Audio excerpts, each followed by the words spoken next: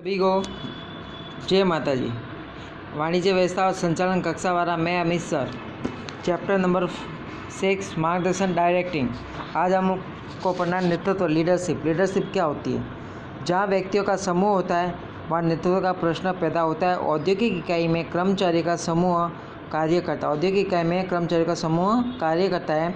इस समूह को नेतृत्व प्रदान करना होता है। नेतृत्व परस्पर प्रोत्साहित करने की प्रक्रिया है। नेतृत्व द्वारा व्यवस्था तंत्र की कार्य क्षमता में वृद्धि भी की जा सकती है। नेतृत्व द्वारा व्यवस्था तंत्र की कार्य क्षमता में वृद्धि की जा सकती है। नेतृत्व द्वारा व्यवस्था तंत्र में किसकी वृद्धि की जाती है? तो कार्य क्षमता की वृद्धि की जा सकती है और व्यवस्था तंत्र के ढांचे को धड़कता रखा जा सकता है।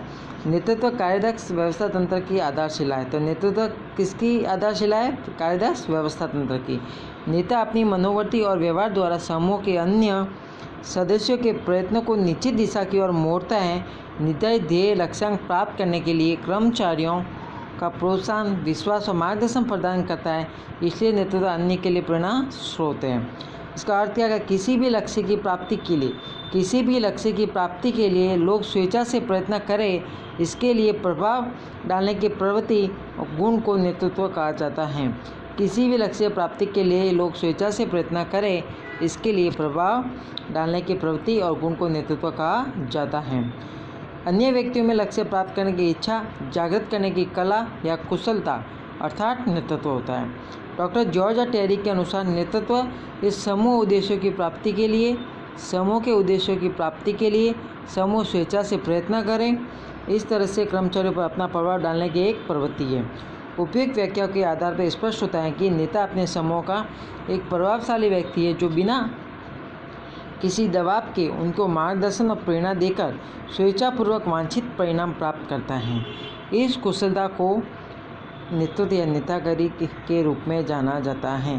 तो जॉर्ज टेरी क्या बोलता है? नेतृत्व समूह उद्देश्य की प्राप्ति के लिए समूह स्वेच्छा से प्रयत्न करें और इस तरह से कर्मचारियों पर अपना प्रभाव डालने की एक प्रवृत्ति है। इसके लक्षण क्या कहते हैं? अधीनस्थों का अस्तित्व। नेता सदैव अधीनस्थों का नेतृत्व प्रदान करता है, इसलिए नेतृत्व के अमल के लिए अधीनस्थों का अस्तित्व होना आवश्यक है। तो नेता सदैव अधीनस्थों का नेतृत्व प्रदान करता है, लीडरशिप रहती है, इसलिए नेतृत्व को लागू करने के लिए अधीनस्थों का अस्तित्व होना आवश्यक है। निरंतर प्रक्रिया। जब तक इकाई का अस्तित्व हो तब तक अधीनस्थों को नेतृत्व प्रदान करना पड़ता है। जब तक इकाई का अस्तित्व होता है तब तक अधीनस्थों को नेतृत्व प्रदान करना पड़ता है। स्वीकृत अधीनस्थों। नेता की स्वीकृति अधीनस्थों द्वारा होनी चाहिए।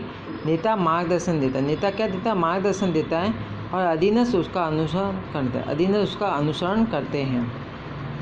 नेतृत्व की स्वीकृति। नेतृत्व के लिए नेता और अधीनस्थों का होना आवश्यक है। लीडरशिप के लिए क्या हो? नेता और अधीनस्थों का। लीडरशिप के लिए किसके लिए होना आवश्यक है? नेता और अधीनस्थों का। नेता की स्वीकृति अधीनस्थों द्वारा होती है और नेता मार्गदर्शन देता है और अधीनस्थ उसका अनुसरण करते हैं। चौथा, अनौपचारिक और प्रभाव डाल सके ऐसे अनुबंध। नेता औपचारिक रूप से समूह का प्रमुख होता है। नेता औपचारिक रूप से समूह का प्रमुख कौन होता है? नेता। औपचारिक रूप से समूह का प्रमुख होता है नेता, परंतु अनौपचारिक रूप से भी नेता अपने परिचय में आने वाले व्यक्ति के व्यवहार पर प्रभाव पैदा कर सकता है और लक्ष्य प्राप्ति के लिए उनको प्रेरित करता है। आदर्श व्यक्तित्व। नेता आदर्श व्यक्ति होना चाहिए। तो नेतृत्व कैसा व्यक्ति होना चाहिए? नेता कैसा व्यक्ति होना चाहिए? आदर्श व्यक्ति होना चाहिए। नेता अपने आचरण या व्यवहार से अपने अधीनस्थों को प्रभावित करता है। अधीनस्थों को कौन प्रभावित करता है? नेता के अधीनस्थों को कौन प्रभावित? आचरण और व्यवहार से।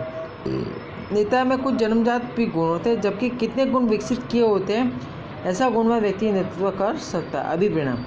नेतृत्व का समावेश अधीनस्थों को प्रोत्साहित करने में होने से नेता सर्वप्रथम अपने अधीनस्थों को प्रोत्साहित करके वांछित परिणामों की भी प्राप्ति करता है। हितों की एकजुटता। नेतृत्व में नेता और उसके अधीनस्थों के मध्य हितों की एकजुटता भी सत्य है। यदि नेता और उसके अधीनस्थों का हित अलग अलग हो तो नेतृत्व प्रभावहीन और निरर्थक सिद्ध होता है। परिस्थितियों का प्रभाव। नेता की सफलता का आधार निश्चित परिस्थितियों पर आधारित होता है। नेता की सफलता का आधार किन परिस्थितियों पर आधारित होता है? निश्चित परिस्थितियों पर आधारित होता है। यदि परिस्थिति में परिवर्तन हो तो नेता की सफलता नहीं मिलती है। परिस्थिति में परिवर्तन हो तो नेता को सफलता नहीं मिलती है। तो नेतृत्व के लक्षण क्या? अधीनस्थों का अस्तित्व होना चाहिए, न्यूनतम प्रक्रिया होनी चाहिए, नेतृत्व की स्वीकृति होनी चाहिए, अनुच्छेद का प्रभाव डाल के ऐसे संबंध होने चाहिए, आदर्श व्यक्तित्व होना चाहिए, अभिप्रेरणा होना चाहिए, हितों की एक सूत्रता होनी चाहिए, परिस्थितियों का प्रभाव होना चाहिए। उत्तम नेता के गुण, उत्तम नेता के 3 गुण होते हैं, शारीरिक गुण, बौद्धिक गुण, मानसिक गुण। Qualities of a good leader, तो गुड लीडर के क्या गुण होते हैं? 3 गुण होते हैं। शारीरिक, एक प्रभावशील नेता के लिए शारीरिक स्वस्थता पूर्व शर्त है, सबसे पहले शरीर स्वस्थ होना चाहिए। इसके अलावा शारीरिक बनावट, आकर्षक सौंदर्य, शांत और प्रसन्न स्वभाव सहायकों को कार्य प्रेरणा देता है। सेकंड, बौद्धिक गुण, उत्तम नेता को बौद्धिक शक्ति वाला होना चाहिए। बौद्धिक गुणों में निर्णय शक्ति अच्छी होनी चाहिए, मानसिक क्षमता होनी चाहिए, ग्रहण शक्ति, वैज्ञानिक दृष्टिकोण, नवीन ज्ञान ग्रहण करने की तैयारी, तर्क शक्ति, दीर्घदृष्टि तथा विविध कौशल जैसे वक्तृत्व कला, गणन कौशल या अन्य संबंधों का ज्ञान तथा मानवीय कुशलताओं आदि का समावेश होना चाहिए। फिर है मानसिक गुण, मनोवैज्ञानिक गुणों में प्रभावशाली व्यक्तित्व, उत्साह, साहस, सहयोग की भावना, बुद्धि चातुर्य, कार्यरुचि, स्नेह तथा विवेकपूर्ण व्यवहार का भी समावेश होता है। तो उत्तम नेता के 3 गुण होते हैं, शारीरिक गुण, बौद्धिक गुण, मानसिक गुण। ठीक है, तो अब आपको अपनी नोटबुक में नेतृत्व का अर्थ, लक्षण और उत्तम नेता के गुण के बारे में लिखना है और मुझे मेरे व्हाट्सएप नंबर पे भेजना है। ठीक है, जय माता दी।